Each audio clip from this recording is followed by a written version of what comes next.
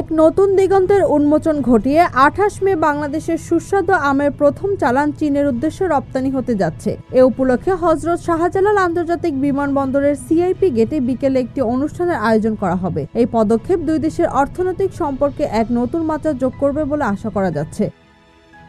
জানা গেছে, শুধু আম নয়, চীনে বাংলাদেশের কাঁঠাল ও পেয়ারা রপ্তানি কার্যক্রমও প্রক্রিয়াধীন রয়েছে। এছাড়া সম্প্রতি এক বিবৃতিতে বাংলাদেশের ইলিশ মাছের প্রতি গভীর আগ্রহ প্রকাশ করেছেন চীনা রাষ্ট্রদূত ইয়াও ওয়েন। তিনি বলেন, আমরা প্রত্যাশা করছি খুব শিগগিরই বাংলাদেশ থেকে ইলিশ রপ্তানিও শুরু হবে। চীনের ভোজন রসিকরা এই সুস্বাদু মাছ তাদের খাবারের তালিকায় অন্তর্ভুক্ত করার জন্য অধীর আগ্রহে অপেক্ষা করছে।